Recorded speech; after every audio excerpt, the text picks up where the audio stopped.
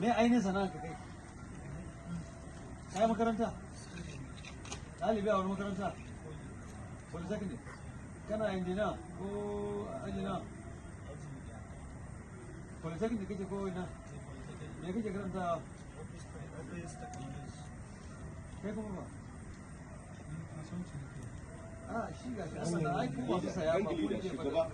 Kai fa shi ne rig leader ne. Shi ne rig leader. Ha? Nai na. Nai na. Na wani gari? Nan duna. Aji nawa? Kai kuma fa?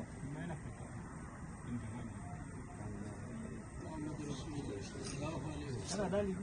Kuna dalibai? Na school din ne ba hostel ne to ina zuwa ina kuke so zo na yi karatu ina kuke so zo na yi karatu a daina kenan ko gore ku duba da gore san ku ba dan me ku ji daɗin karatu ko ba haka ne ba bai signing ba suka je ya gama contract din sa bai signing an karɓa aikin sa suka yi Amur yanzu da kake son hukuma ta baka yi tattalin ina da kuma da tarin ke yanzu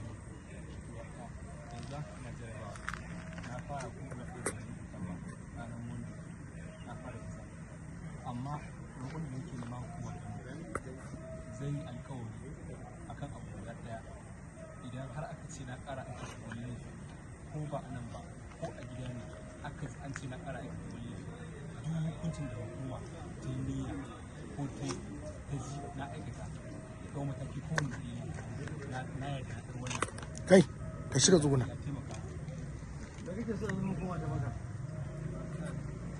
yi magana su ka yi abu ɗaya biyu ko kuma kana kiran sosai da kaddara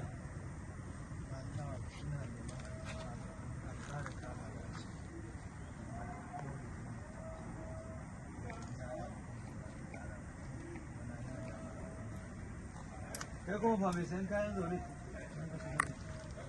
ya kawai da insha Allah babu wani wanda zai zo dan da kawo insha Allah kai kuma fa ina roƙon hukuma da muka ba mu sai da sabon kai da gobarin da kaya a wani sassauci a hukunci ai ba haɗin kai ka ba baka ba da haɗin kai ba jikinka zai gaya maka wallahi ka gane ko kai kuma fa sauƙin da nake nema laifi da ne laifi sakamakon da nake nema alfarma nake nema jarba wani abu ne jarba wanda nake ai kai mai jaraba shi kuma da baban shi ya yaro shi kuma fa me kuke so a ce bai taso ba to yanzu an ji bayanin ku gwamnati kuma za ta yi nata bincike sai a kuma duka abin da kuma gwamnati ta gaya ya dace a yi muku shine za a yi an dai ji naku bayanin ko kuma tabbatar kun yi laifi ko